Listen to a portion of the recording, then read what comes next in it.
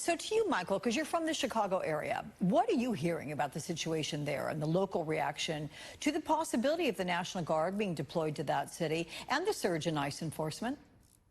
It's a very interesting conversation because I think generally speaking, look, violent crime is down 22% in Chicago, and the majority of people who live there don't want federal troops being shipped into there with no clear plan on what's going to happen.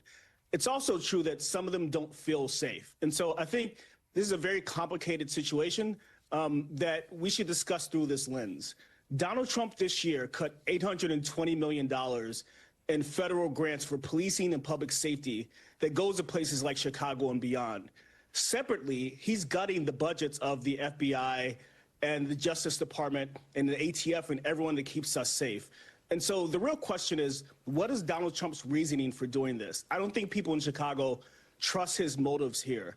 People want to be safe, but if we want to be safe, let's do like Bill Clinton did in the 90s and hire 100,000 new cops to put on the street in Chicago, in Atlanta, and New York, and beyond. That's the real strategy. I think people in Chicago don't trust Donald Trump, and they don't trust his motives.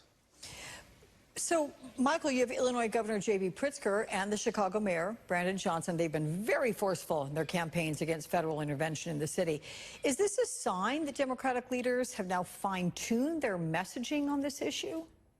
Yeah, it's interesting. You know, Pritzker and Johnson are really leading the way in Illinois in terms of and extending the work that Newsom has done in terms of setting the tone for how you deal with Donald Trump and his litany of chaos. I think the executive order the mayor of Chicago, Brandon Johnson, signed is the way that mayors should deal with Donald Trump in terms of controlling their personnel in their city and preventing the federal government from usurping themselves onto those cities. I think at the state level, Governor Pritzker has done an incredible job of showing leadership and protecting the people in his states. I think what you'll end up seeing is an uproaring of several states that come together and band together to protect their citizens from this government overreach on states' rights. That's the other part of this conversation, which is this is a states' rights issue. If we're now in a position where the federal government can just disregard that, we're in a very bad place. I mean, these are hard numbers that did not improve after Trump fired the BLS commissioner. Can they really get away with blaming the haters at this point? No, it's a bloodbath, and I don't say that as a Democrat.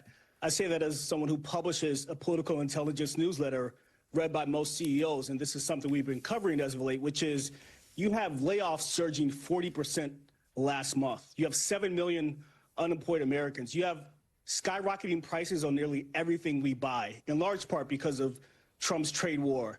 For the average consumer, for the average American, we are in a recession, notwithstanding the technical definition of that. People can't afford to live. You have skyrocketing credit card debt that's so bad that people are now using buy now, pay later just to buy groceries. And so we all should be concerned about this conversation because the numbers put out by this government, be it the Commerce Department, be it Treasury and others, are the benchmark for every American corporation and governments around the world in terms of what's actually happening. And they can't be numbers that are cooked by the president or any of his allies. That would be problematic. So, Michael, how can Democrats use this? Can they convince midterm voters Republicans can't be trusted on the economy?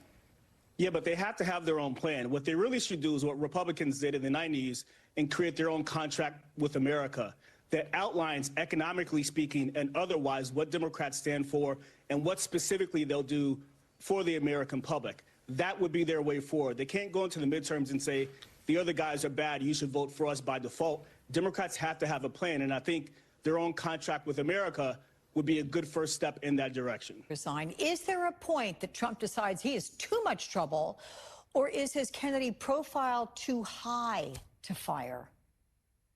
No, I think that Donald Trump loves the chaos, and he loves characters like this who are horribly underinformed or uninformed. And, you know, from the Kennedy side, I feel bad for them because we all have that crazy cousin that we're not proud of, and he appears to now be Secretary of HHS.